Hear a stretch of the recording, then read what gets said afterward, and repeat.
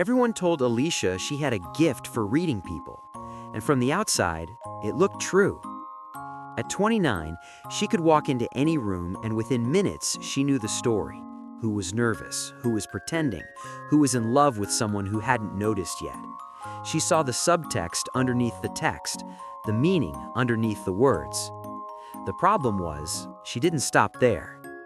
Let me tell you about Alicia.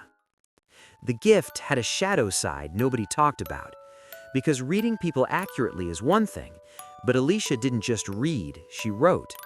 She took the first true sentence and kept going, filling in the rest of the page without permission. A colleague went quiet in a meeting, and by the time Alicia got home, she had a complete theory about his marriage. A friend took 4 hours to reply to a message, and Alicia had already drafted her emotional response to a fight that hadn't happened. She was, in many ways, a brilliant novelist. She just happened to be writing other people's lives without telling them. The exhausting part, though she would never have used that word, was how much it looked like caring. And it was caring. That's what made it so hard to see clearly. She remembered birthdays, she asked the right questions, she noticed when someone had a bad week before they mentioned it. The people in her life felt deeply seen by her. What they didn't know was that sometimes they were being seen, and sometimes they were being cast, placed into a narrative that Alicia had already written, handed a role they hadn't auditioned for. Her ex once said to her near the end, "I always felt like you knew me better than I knew myself." He meant it as a compliment. She received it as one. It took her years to understand it was also a quiet complaint. There's something seductive about having an explanation for everything. Uncertainty is uncomfortable. Not knowing why someone is distant or cold or suddenly different, that's a specific kind of discomfort that most people will do almost anything to escape. Alicia's mind had simply found an elegant solution. Fill the gap with a story plausible enough to believe. The story was almost always empathetic, almost always generous.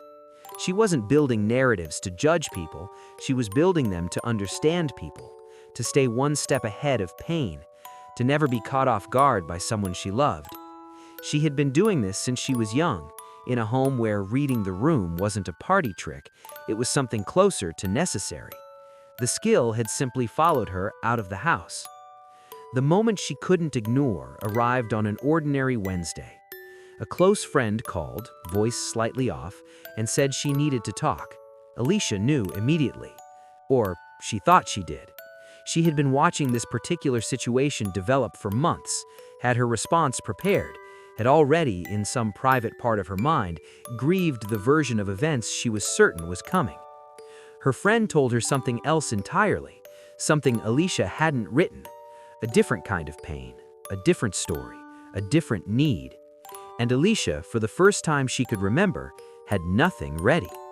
She sat on the phone, empty of script, and did something she almost never did. She just listened. Afterward, her friend said, "That was exactly what I needed." Alicia hadn't done anything, hadn't explained or reframed or offered the perfectly constructed perspective. She had simply been in the room, the real room, not the one she'd built in advance. It stayed with her longer than she expected. She began to notice the habit from the outside, the way you suddenly hear an accent you've always had. The moment a conversation got uncertain, her mind would move to close the gap, reach for the interpretation, the theory, the narrative that made the unknown known again. It happened fast, and it happened quietly, and it had the feeling of instinct, which made it almost impossible to question. But she started questioning it.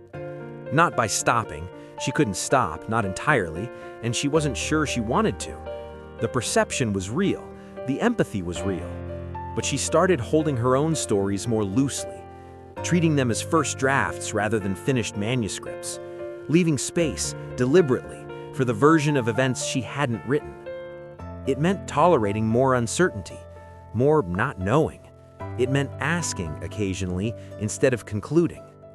What changed wasn't dramatic. The relationships didn't transform overnight. Nobody threw her a party for learning to leave a sentence unfinished. But something subtle shifted in the quality of her closeness with people. Less of a feeling that she understood everyone, more of a feeling that she was actually meeting them. The difference between a very good map and standing in the actual place. The map had felt like enough. For a long time, it had felt like more than enough. But she hadn't known what she was missing until she put it down. Here's the thing about a gift that becomes a reflex.